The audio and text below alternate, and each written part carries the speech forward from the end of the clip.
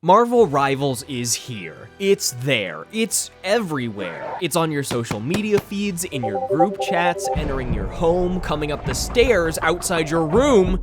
Amidst the cacophony of capital G gamers beating the dead horse that was Concord, Marvel Rivals showed up and went, "Hey guys, you can stare at butts in this game." Whoa, okay. I guess hero shooters aren't dead. While I've always been a fan of playing multiplayer games with friends, I've never gone quite as degenerate mode with a hero shooter as I have with Marvel Rivals. So amidst the crowded landscape of tier lists, character guides, and balance discussions, I wanted to make a different kind of video and explore what I think makes Rivals stand out, both casually and competitively.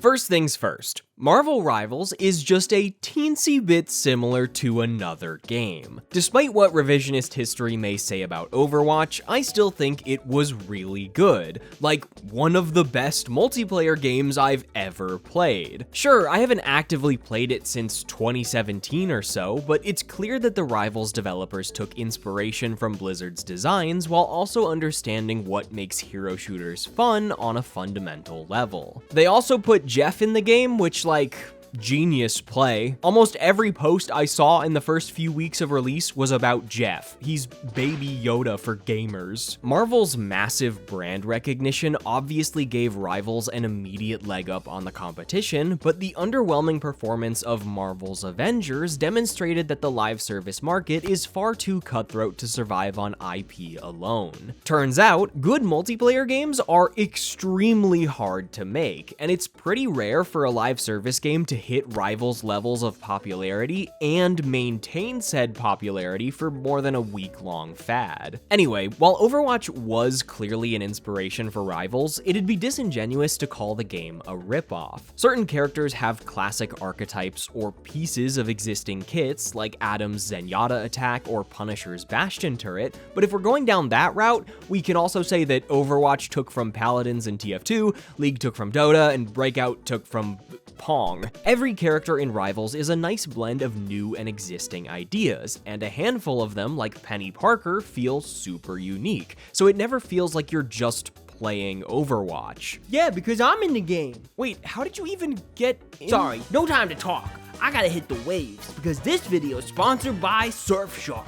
Whoa, hey Tez! Surfshark is a VPN! Oh, right. Encrypts your data so you can stay private on the internet. Everybody knows that. But did you know Surfshark is also great for getting around regional content restrictions? Just change your virtual location to one of their thousands of servers across the world and boom. Now I'm in the UK. Proper chuffed, innit? Stop. Innit? Stop doing that. Where are you going? I'll be right back. I'm just gonna get me some fish and chips. Wait, so you just want me to do it? Or... I've been trying to become more of a movie guy recently, which means repeatedly checking Netflix only to find out that nothing is available. But if I use a VPN to set my region to Japan, I can watch Perfect Blue, then hop over to Canada for some Studio Ghibli movies, and a final stop in Germany for some extra Spider-Man. Plus, Surfshark comes with a 30-day money-back guarantee and works on an unlimited number of devices, which is great because I just bought unlimited phones. Like an unlimited data plan? Nope, unlimited phones. So if you want to start surfing anywhere in the world, go to surfshark.com/yakkocmn or use code yakkocmn at checkout for 4 extra months of Surfshark VPN. Now if you'll excuse me, Yahoo!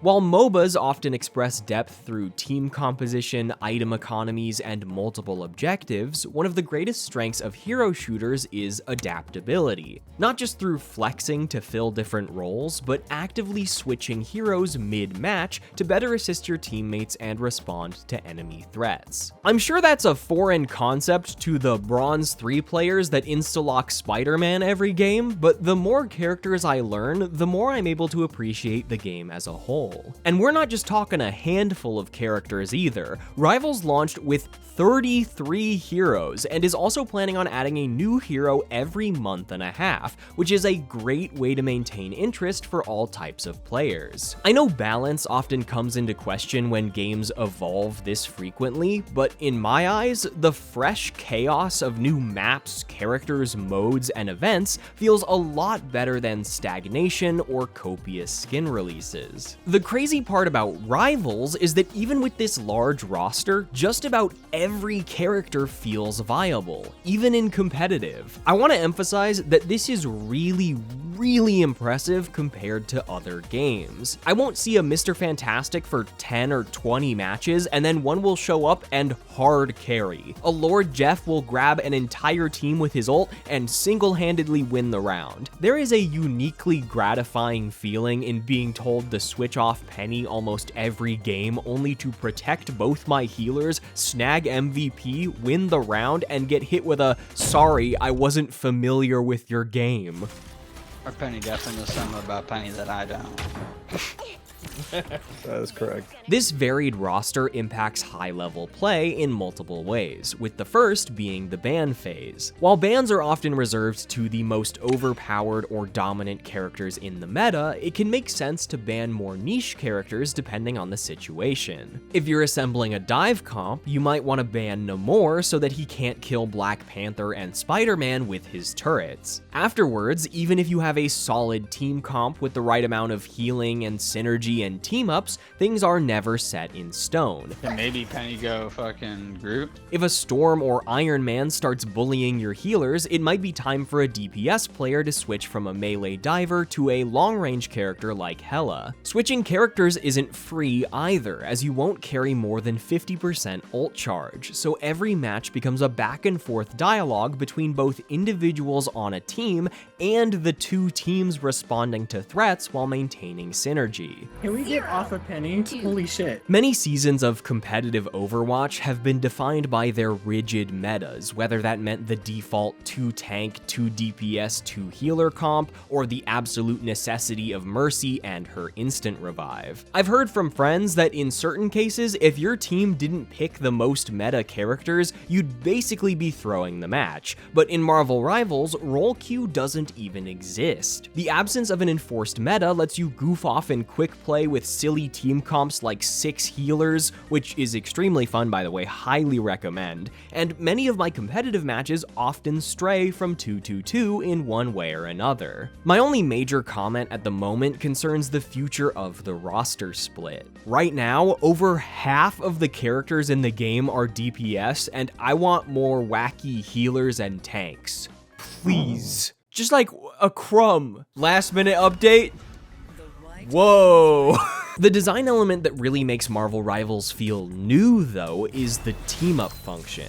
These unique bonuses trigger when certain characters are on the same team, and can range from base stat increases for anchors to additional abilities and ability modifiers. Some of these abilities are so strong that I wouldn't be surprised if they end up defining certain aspects of pro play. Running Adam Warlock with Mantis and Star-Lord means half of your team can occasionally revive themselves anywhere on the map for free. Rocket can give Punisher and Winter Soldier infinite ammo every 40 seconds. Hulk's Gamma Energy significantly increases Iron Man's damage output and gives Doctor Strange 3 buffs, so banning Hulk means eliminating a multi-layered threat. Banning characters that work well together has always existed, but Rivals adds a more direct layer that I've never really seen before. Team-ups also strike a good balance of being strong but not game-defining. Natural synergies still exist, so you can easily win a match without a single team-up, but if you have the flexibility to play multiple characters, giving Namor an enhanced turret by picking Luna, or instantly reviving Thor and Loki with Hela might just be what tips the scales in your favor. The other interesting choice behind team-ups is that they aren't set in stone. I wrote and recorded this video during Season 1, but several of the team-ups I just mentioned are being changed or removed to make room for new ones in Season 2. For example, Strange is losing his team-up with Hulk to become an anchor for Scarlet Witch, with Namor receiving the Gamma energy after losing the frozen squid he used to get from Luna. This multi-layered variety is really exciting, as it gives the developers a whole new way to shake up the meta, dynamically rebalancing characters independent of their base stats while encouraging teamwork and flexibility. In addition to all these synergies, Marvel Rivals just feels very physical. Maybe there's a better way to describe this, but the game's current roster has a surprising number of close range and melee characters, which adds a lot more variety to combat and counterplay. I also just think physically interacting with other players is cool, so I love that Wolverine can grab enemies and carry them into his team, or that Hulk can swat someone out of the sky like a bug and smash them into the pavement. There's even a goofy animation and sound effect if two characters like Wolverine and Winter Soldier collide with their dash moves. There are no two heroes on the current roster that feel alike, and the unique opportunities for mastery on each one of them mean that I'm still learning new tricks and testing out interactions at the practice range after over 300 hours of playtime. There's a wacky scrappiness to the mechanics that makes quick play a great time with friends and keeps you on your toes when you see some crazy shit in ranked. Wolverine can take Rocket's jump pack, grab someone, and then jump up mid-grab to carry them off a ledge or all the way into his team's backline. There you go.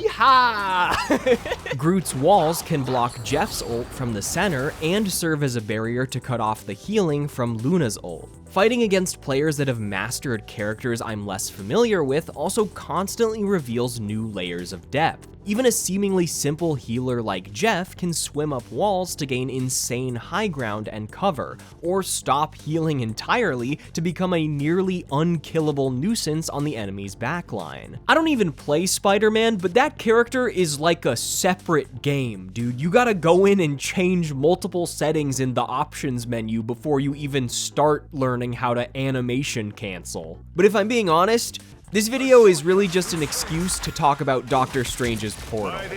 I haven't seen a game mechanic this mind-blowing since the physics systems in Tears of the Kingdom, which also has a bad frame rate, so hey, maybe it's a byproduct of the black magic in the source code. It's already a wonder that any video game gets made in the first place, so to even conceptualize designing a portal that links two locations on a map for 12 people simultaneously and can be entered from both sides while carrying momentum and teleporting attacks, not just players, is absolutely insane. While the base functionality of the portal often boils down to sneaking behind the enemy team or making it to the objective first, there are so many clever and strategic uses that will only increase over time. Spider-Man can pull players through it and off ledges. Punisher can rain down on enemies from above with his turret. Strange can fly out of it at lightning speed using Rocket's boost armor. Okay. Boom. It worked. Yeah, that was sick. That was sick. It can even be used to block off doorways or split up a team depending on the map. And there's also counterplay. I've jumped through enemy Strange portals to split up a team or set up penny mines preemptively when I think a team might try to backdoor a capture point. I've seen Stranges block enemy portals with their own portal. I had a Groot on my team that got us through a door block by placing a wall as a makeshift platform. When you hear that quiet "I'm opening a portal" from the other side of the map, it's an immediate threat that the entire team has to be aware of, and you have to use your intuition to guess what the enemy Strange is planning to do with it. While the coordination required to pull off some of these strats is far beyond the level of the average quick play lobby, I can't wait to see what high-level Strange players do with it in the future. Discussing the intricacies of good map design is a bit above my pay grade, but I can say that the current maps in Rivals are great, from larger layout choices to smaller artistic touches like payload carts and overtime themes. There is already a seemingly infinite level of replayability thanks to the millions of possible team combinations, but when you also factor in how map layouts can create unique strategies for different characters and team-ups, it's just fantastic. Plus, despite some of the early negativity I saw online, I think the destructible environments are one of the game's best features. The destruction isn't anywhere near the finals levels of emergent gameplay, but it does add unique elements of strategy to every map. Many Convergence and Convoy maps have chokes and corners that can be destroyed to make attacking or defending easier. Others have entirely collapsible floors and ceilings that change indoor layouts or completely block off key entrances, like the giant rock fall on Burn-In T'Challa. Yggdrasil maps repair their destructibles every so often, and Wakanda maps have modifiers like zero gravity zones and raining fireballs that activate when certain pieces of the map are fully destroyed, which can really turn the tables if done at the right moment. Even outside of the destructibles, every map has little features that make them feel unique. Clintar has these weird little symbiotic surfaces, oh hey, that's the name of the map, that can block off exits or raise you up to high ground. Tokyo 2099 spider bots will string together rubble to prevent buildings from falling, and the Hell's Heaven domination maps evolve during each round, raising and lowering floors or shifting hallways to combat a static high ground or locational advantage. I remember seeing a few complaints around launch that the game didn't have enough maps, but I think that investing more development time on all of these details and mechanics was a smart decision that sets the game apart from other hero shooters while improving replayability. For years and years, I have been I play video games for fun type guy, an anti-competitive type guy. Toxicity and sweatiness are often what turn me away from titles like Valorant, and I almost never play online games without a lobby of friends. However, the degenerate level hours I have put into Marvel Rivals wouldn't have been possible if I was playing with a full stack, because I was playing competitive. By myself. That's like not a thing that I do. That's how much I like this game. While the players I encounter in every ranked game slowly reduce my faith in humanity, it is extremely fun to play the game at a level where everything matters. It is because there are so many interesting character interactions, team-ups, and map strategies that actually utilizing them makes ranked such a rewarding experience, even if I lose. I'm always learning from players on both teams and always looking for little ways to improve. And by improve, I mean far more than just my aim. How good you are at hitting your shots obviously plays a role in how you'll perform, but Rivals is a 6v6 team objective game, not a Call of Duty 1v1. Macro game is one of my favorite elements of online multiplayer, and Rivals has it in spades. If you only think about yourself when doing anything, be that engaging, diving, retreating, or touching point, you are playing the game wrong. The more cognizant you are of the people around you, both friend and foe, the more likely you'll be to win. Can one of your healers back you up with an ult if you rush in, or are they getting pressured by a diver? What should you do with your ult? Sometimes it's okay to not get any kills if you can bait out healer ults or serve as enough of a distraction for your team to wipe out theirs. Even if I don't end up getting a kill with Penny's spider time, if I gun it at the enemy healers and push them as far back as possible, I have effectively prevented the enemy team from receiving any healing for like 10 seconds, and there's a high chance my team will be able to capitalize on that. I did not climb ranked by headshotting people. I did it by exploiting the incompetence of anyone that fails to respect Penny Parker. I still get triple kills by putting mines outside the spawn door. I still kill Psylocke and Black Panthers by putting mines on a flank. I still see Cloak and Dagger's ult straight into a pile of mines and get blown to fucking smithereens.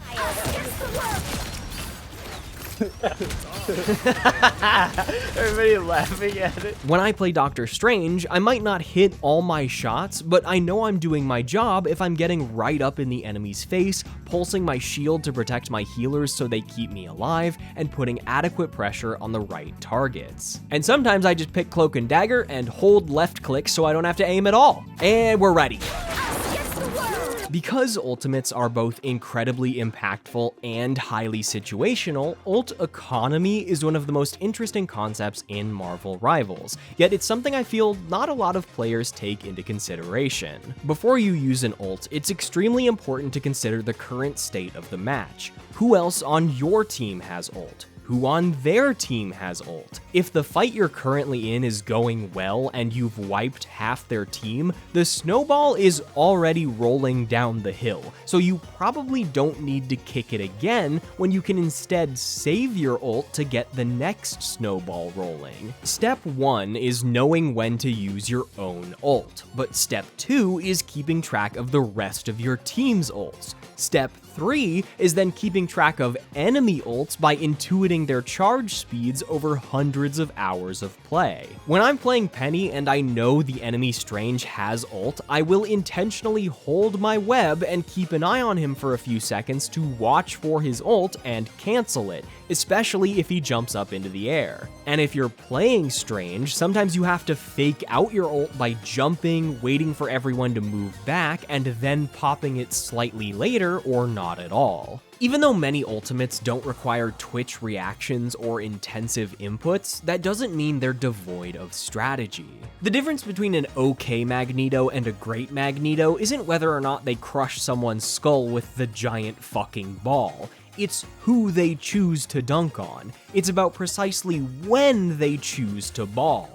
It would generally be ill-advised to start a team fight or go for a pick with Magneto ult when you could instead pull it out the moment a Cloak starts their ult to disable the remainder of their healing pressure, or quickly shut down a Punisher by absorbing his ult before sending that fucker to the next dimension. But if the enemy team has a Magneto, you gotta be double careful since he can potentially shield your target. Running all of these calculations, cooldowns, and timers in the back of your mind is extremely tricky, but it's these dynamics that make this game, this team game, so rewarding. The skill ceiling of Rivals extends so much higher than your proficiency on any individual character, as the better you understand every character, every map, and the playstyles of every other player in the game, the better you'll perform. Even if you're playing a dive character, it's about so much more than getting kills. It's about drawing attention from off angles, pausing heals, or understanding how collaboration can change your strategy, like a Venom and Spider-Man diving together. Honestly, the only thing I wish I could experience more of is real communication. It's kinda hard to type in the middle of a team fight, and there is so much useful info that can be conveyed if a team works together. But even in Grandmaster, voice chat is rarely used in a productive manner. Damn, bro, how'd we lose? You're 16 and 12. Brother, you like 16-year-olds. Given that the snowbally nature of some matches can take a real toll on the human psyche, even the smallest acts of compassion and coordination go a long way, from shot calling a portal, to offering to switch roles with someone that's struggling, to just complimenting a job well done. Problem is, I'm kind of afraid to talk on voice chat most of the time, especially when I get called slurs when I whiff an Eye of Agamotto, so maybe it's better in Celestial? I know, bro. You don't know how to make sense of your typing, bro. You get it, bro. You're a fat bastard with no future and no life. You're poor, bro. You have to stop them from securing the mission You're born area. in a canal. Your family's poor. You can't. Now, as much as conversations around multiplayer games often focus on improving your skill, balance issues, pro play, what have you, I also want to discuss what I feel is an underappreciated element within Rivals: narrative. Instead of constructing tons of lore, comics, and cinematics about an existing game, the devs were tasked with the opposite: implement existing worlds and characters into a new game in a fresh but faithful way. In my Rumbleverse video, I discussed how every corner of Grappital City was filled with cute details to flesh out the world and the existence of the Battle Royale itself, and Rivals does a great job with this, from subtle details like posters and voice lines to the overarching story of every map. From the moment you load in, the background of the character select screen is connected to the map you're playing, with a unique animation and soundtrack as your selected hero gets pulled into the action. Once you're in a match, you're dropped straight into a unique objective, each with aesthetic variants. In Midtown, you're escorting a little robot to recover pages of the Darkhold, so the payload is a little car with the robot sitting in the driver's seat. On the Spider Islands, the attacker spawn room has NPCs that flesh out the goal of assisting Spider Zero, and when the gates open, there's even an animation of Spider Zero swinging into the little spider car. One of my favorite details is found when attacking on the convoy map Yggdrasil Path. Your objective is to stop Loki from tapping the life force from Yggdrasil, so before the match, his ghostly illusion taunts you in the spawn room. And if that isn't cool enough on its own, he also has character-specific voice lines for a few heroes, which is just, I love shit like this so much. For once, even you are out of your depth, dear Doctor. The unique convoys also add very subtle gameplay variations, as the Midtown car is easy to stand on, while Yggdrasil's chariot provides a bit of cover in the back in exchange for less standing room. Narrative is a feature I'm always excited to see online games experiment with, and it's something I always felt was missing from League of Legends, a game that retconned its original lore so hard that the game itself doesn't even exist in universe anymore. Yes, Marvel's a big IP, and Marvel Rivals is a product, but there is so much passion and artistry on display here that I still find myself smiling at little details after hundreds of hours, even if it's just watching Loki's ghost orbit me in the spawn room again. Before I close things out, I want to quickly touch on monetization, with surprisingly a thumb pointing mostly up. Microtransactions are usually a dreaded subject when it comes to live service, but I'm happy to report that this game is pretty good when it comes to asking you for money. As far as gameplay is concerned, Marvel Rivals is perfect. The game is completely free, and every character is also free from the very beginning, including future characters. No multi-year long grind for IP or Blue Essence in League, no Overwatch 2 progression unlocks, no Apex Legends or Rainbow Six Siege, or you get the idea. While extrinsic motivation is a common feature in live service design, I consistently find that my favorite live service games are the ones I have the most fun playing, not the ones with the most manipulative retention mechanics. Even if I don't regularly play most of the heroes in Rivals, having a huge roster to experiment with for hours on end is far more exciting than having to deliberately unlock them one by one. The only issue I have with the cosmetics in Rivals is that there is still some FOMO at play, as event and holiday specific skins are time limited, including free unlocks. However, their several week availability period is much nicer than limited loot boxes or a daily rotating shop. The premium battle passes are also very nice, as there's no deadline for unlocking content as long as you buy the battle pass within the multi-month long season. The currency you earn from dailies and weeklies to spend on battle pass rewards can be spent on any season's pass, not just the current one, so no miserable 10-hour sessions in the last few days to snag Peter Griffin. While this system isn't perfect, I felt it was still worth discussing, and I really hope Rivals continues to set a positive example for zero gameplay monetization.